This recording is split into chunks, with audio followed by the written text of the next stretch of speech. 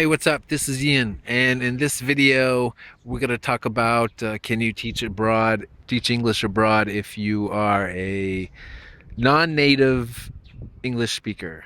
Okay.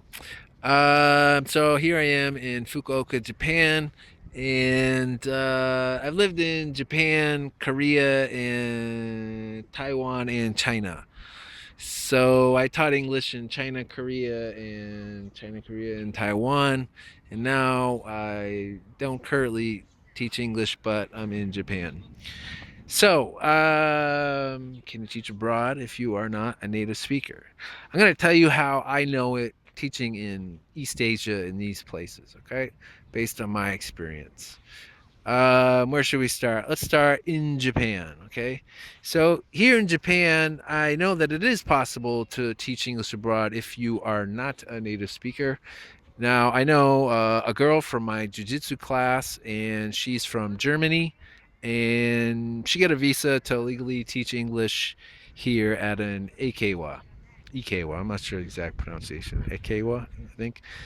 Um, and now to do it, the general rule is that you need to be able to prove that you have 10 years of experience learning English. So now she's from Germany, so it's generally well known that Germans and like people from Holland and um, those parts of Europe generally speak pretty good English. So, and can almost pass for a native speaker, I think. So, and she didn't have to show any proof. Now, I think they do normally require proof, but this school in this instance did not require proof of that.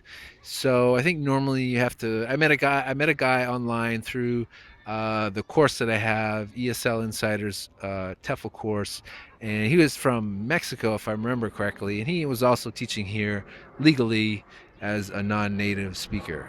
So, it's possible here. In so that's Japan, right? Now let's go to China. Quite similar in China. I've also met people online through my website, and also met them there in person. To people from Europe teaching English in China legally, and they were not native. They were not like from Ireland or England or Scotland or yeah, that area. Okay, and they were teaching there legally with a Z visa, which is what you want to legally teach English in China. So it's definitely possible. Um, so just some schools are open to that. Again, I'm going to look in the description for links to other resources related to the topic in this video. Um, there's more details regarding that, or teaching without a degree, or just all the stuff that you need to teach English in these places that I mentioned. So that's China. Now, there's also some, if you're not from, I don't know what the exact rule is in China, like if it's something like Japan where you need to prove 10 years of experience or not. I'm not sure if that's the case. So, but I know folks from the Netherlands, Netherlands, Czech Republic. I met a guy who took the course, ESL Insiders course, and he went and taught legally, and he got a Z visa in China. I've met people from the Netherlands also in that course that did that, and I think some other places too, but I can't recall them right now. So I think if you're non-native from Europe, you're in pretty good. You have pretty good chances of being able to teach legally in China or Japan. Taiwan, I don't know. I think you have to be a native speaker in Taiwan. Although I do remember a couple that lived kind of close to me, and they were from like Slovenia or something like that, and they were teaching here.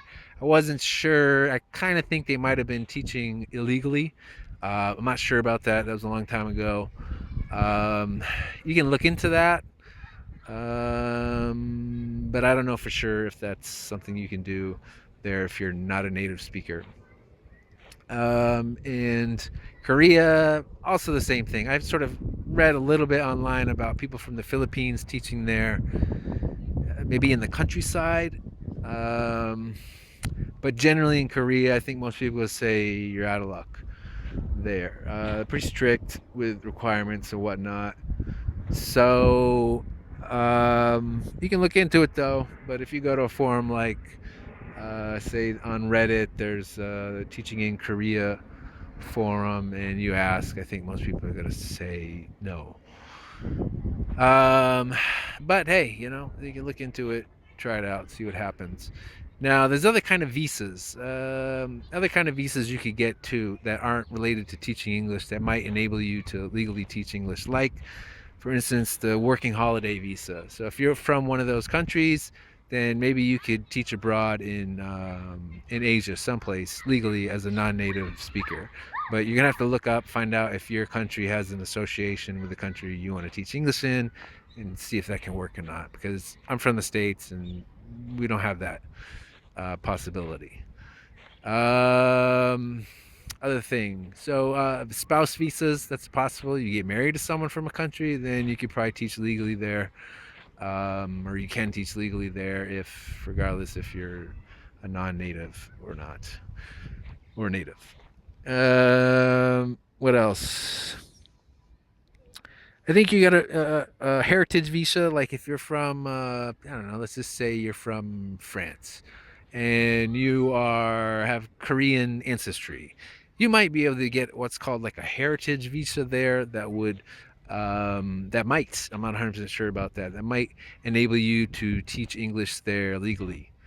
So student visas sometimes can work. Like if you're studying in that country, they might enable you to work like a part-time job or something. So you might be able to get a visa to legally teach English that way. Other thing to talk about. Yeah, it's kind of related, I think. Like you could, depending on what your ethnicity is, you could get some discrimination. Like every school's different, and some schools won't discriminate. Well, they're going to discriminate. Every employer discriminates. Even in your country, that's what happens. Who gets the job? Whoever the employer thinks is best for the job. Now, the same thing happens in Asia, but sometimes they're more obvious about it. They'll say we want a female teacher. They'll say we want a Caucasian teacher. Um, they'll say we want a teacher from the USA, and or they may say you have a really strong accent. Imagine that you're from, say, Scotland. Can you change your accent to be more? I mean, all those things can happen in Asia. So yeah, and so if you have like maybe you have brown skin or something, you're probably gonna, across the board, you're probably gonna get more discrimination, no matter where you're from. So again, like every school is different, so you could have a different experience for better or worse. So, but it happens. So you can look at it. Everybody discriminates. It's, yeah. Like for example, you chose your girlfriend or you chose your boyfriend. Why? It's like the whole act of choosing a friend or a lover or whatever is an act of discrimination. Anyways, a little off topic, but kind of related if you're a non-native speaker, possibly. I think that's it. I think I said everything. Oh, will the TEFL course change that? Or if you take a Celta course, is that gonna replace the fact that you're not a native? Like, okay, so you're not a native. Maybe you read or you heard. If I take a Celta course or maybe any other TEFL course, will that enable me to teach English abroad? And I would say probably not. It's not like in Asia, anyways. A TEFL course is not like a qualification that you usually need to uh, get a job to legally teach English in a place.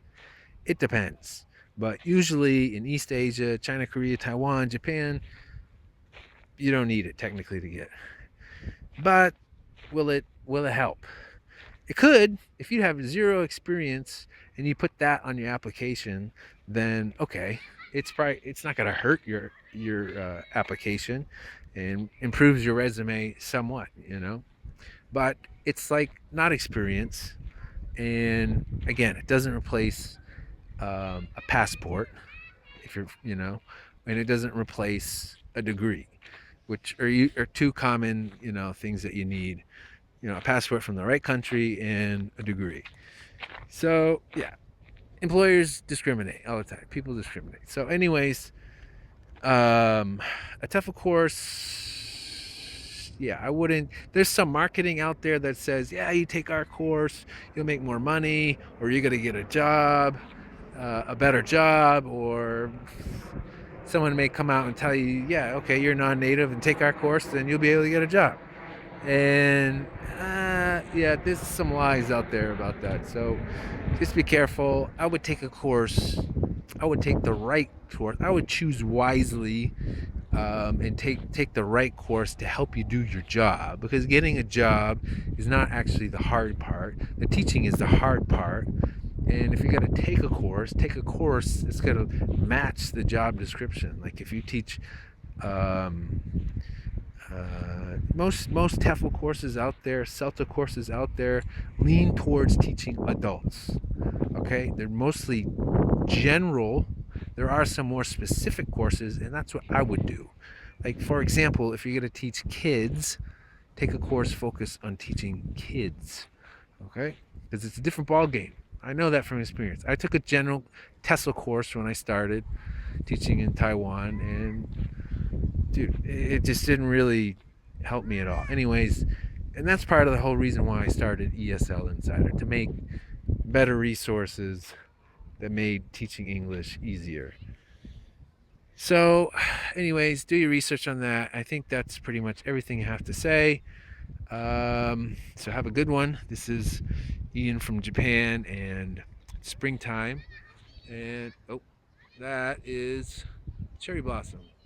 They're a little bit past peak. About a week ago, there's peak season, and now you can see there's more leaves coming, really soft. And then this, I don't know what kind of tree this is. It's pretty. Also has some pretty flowers on it. It looks kind of similar.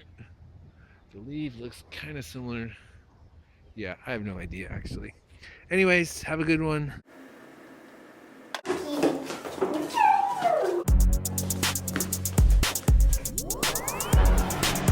Yes, so